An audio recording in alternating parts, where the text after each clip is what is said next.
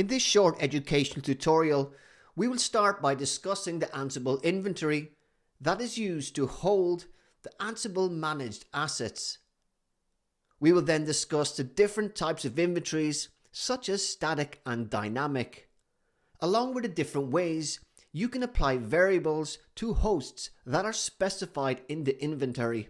The default way to describe hosts in your Ansible is to list them in a text file, and we know this to be an inventory host file. So the simplest form is just to list the host names in a file named hosts. This allows you to interact with the Ansible engine to perform actions and interact with the multiple hosts that you have specified in your inventory file. When new managed hosts need to be managed in Ansible, the inventory file needs to be updated manually. Unlike with a dynamic inventory that takes advantage of scripting to populate the inventory contents. This is useful when you want a system external to Ansible to keep track of your hosts instead of editing the local file yourself.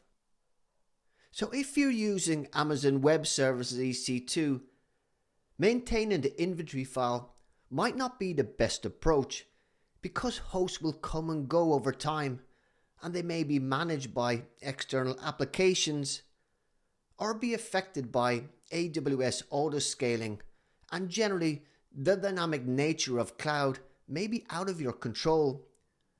For this reason, you can use an EC2 external inventory script. If your hosts run on Amazon EC2, then EC2 can track information about your host for you and populate the inventory files. The Ansible inventory is a flexible object, and you can use multiple inventory sources simultaneously. When doing so, it's possible to mix dynamic and static managed inventory sources in the same Ansible run. So variables are a key component of Ansible, and they allow for dynamic play content and reusable plays across different sets of inventory. So variable data, such as specific details on how to connect to a particular host in your inventory, can be included along with the inventory in a variety of ways. While Ansible can discover data about a system during the setup phase, and this is known as fact gathering, however, not all data can be discovered.